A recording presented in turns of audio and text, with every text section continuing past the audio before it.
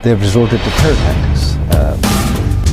এক সময় যে জয়কে ভাবা হতো ভবিষ্যতের কথিত কাণ্ডারি, সেই সজীব ওয়াজেদ জয় যেন আজ নিঃশব্দে হারিয়ে যাচ্ছেন এক অজানা শূন্যতায়। মায়ের মতোই তিনিও যেন চুপসে গেছেন। না আছে রাজনৈতিক উচ্চারণ, না আছে দৃশ্যমান কোনো পদক্ষেপ। দিল্লিতে তার সাম্প্রতিক সফর ঘিরে গুঞ্জনের শেষ নেই, কিন্তু বাস্তবে ছিল শুধুই নীরবতা, চাপা আতঙ্ক আর এক ধরনের অসহায়তা। সংশ্লিষ্ট সূত্রগুলো জানিয়েছে, ঈদুল আজহার আগে হঠাৎ করেই জয় দিল্লিতে গিয়ে দেখা করেন শেখ হাসিনার সাথে। মায়ের সঙ্গে ঈদ উদযাপন, এটি বলা হচ্ছে সফরের মূল উদ্দেশ্য। কিন্তু সত্যিই কি কেবল ঈদের শুভেচ্ছা বিনিময়ের জন্যই জয়ের এই সফর, নাকি ভিতরে ছিল কোনো বড় সংকেত?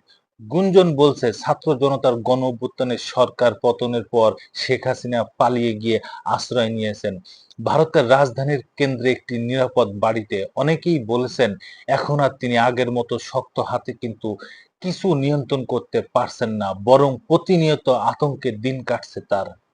কারণ বাংলাদেশের নতুন অন্তর্বর্তী সরকার ইতিমধ্যে ভারতের কাছে তার প্রত্যাপনের দাবি জানিয়েছে। জয়ের ভারত সফরকে ঘিরে ক্ষমতাচ্যুত আওয়ামী লীগের নেতা কর্মীদের মধ্যে ছিল প্রবল আশা। তারা ভাবছিল, জয় বুঝি দিল্লিতে বড় কোনো রাজনৈতিক পদক্ষেপ নিতে যাচ্ছে। কেউ কেউ বলছিলেন, ডক্টর মোহাম্মদ ইউনূস অন্তর্বর্তী সরকারের বিরুদ্ধে কোনো বার্তা নিয়ে যাবেন তিনি। কিন্তু এইসব এখন অতীত। সফর কেটেছে নিঃশব্দে, কোনো সভা সেমিনার তো দূরের কথা, কোনো মিডিয়াও তার উপস্থিতি ছিল না। ভারতীয় কর্মকর্তারাও তার সফর নিয়ে মুখ খোলেননি। সবচেয়ে বড় বিষয়, জয় নিজেই নীরব। যারা একসময় তাকে ডিজিটাল বাংলাদেশের রূপকার বলে প্রশংসায় ভাসিয়েছেন, তারাও এখন হতাশ। যেসব তরুণ একদিন তার ফেসবুক পোস্টে আশা খুঁজে পেত, তারা আজ তার নামই ভুলে যাচ্ছেন। পর্দার আড়ালে ঢাকা পড়ে গেছে তার সেই গর্বিত উপস্থিতি। এমনকি আওয়ামী লীগের নেতা কর্মীরাও এখন মুখ ফিরিয়ে নিচ্ছেন। তার দিক থেকে জয় যেন হয়ে উঠেছে এক অনিচ্ছুক উত্তরসূরি, যার নিজের দেশেই নেই পাসপোর্ট, নেই আনুগত্যের কোনো বাস্তব মঞ্চ। বিশেষজ্ঞরা বলেছেন, হাসিনার পতনের পর ভারতও এখন ধীরে ধীরে অবস্থান পরিবর্তন করছে। আগের সেই দৃঢ় সমর্থন আর নেই। বরং ইউনূস সরকারের সাথে কূটনৈতিক উত্তেজনা বাড়ালেও হাসিনাকে ভারতে আশ্রয় দেওয়া নিয়ে এখন এক ধরনের অস্বস্তি কাজ করছে। দিল্লির বাতাসে এখন চাপা এক সংকট। হাসিনা এবং তার ছেলের উপস্থিতি যেন অনেকটাই গলার কাটা হয়ে উঠেছে। এই পরিস্থিতিতে জয় কি করবেন? তিনি কি রাজনীতিতে ফিরবেন, নাকি নিঃশব্দে হারিয়ে যাবেন ইতিহাসের পেছনের পাতায়?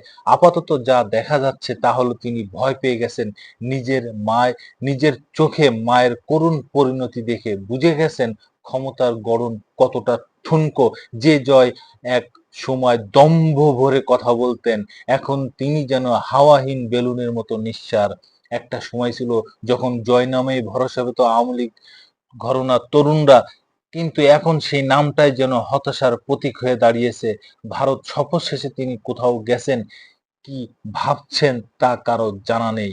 দিল্লির সেই নিরাপদ গৃহে আজ দুজন মানুষ, মা ও ছেলে, যারা একদিন পুরো দেশটাকে নিজের হাতের মুঠোয় ভেবেছিলেন, তারা আজ বন্দী। নীরবতা আর অজানা ভবিষ্যৎ অন্ধকারে। ডক্টর ইউনূসের ছায়া যেন প্রতিনিয়ত তাদের ধাওয়া করছে। 16ই জুলাই ট্রাইব্যুনালের হাজিরা নিয়ে নতুন করে চাপের মুখে হাসিনা। আর জয়, তিনি শুধু দেখছেন কিভাবে ইতিহাস একে একে প্রতিশোধ নিয়ে যাচ্ছে। আর সত্য, এই দুই বিচারক যখন এক নিরপেক্ষ হাত বাড়িয়ে বলছে, পালানোর সময় নেই, পালানোর সময় নেই, পালানোর সময় নেই।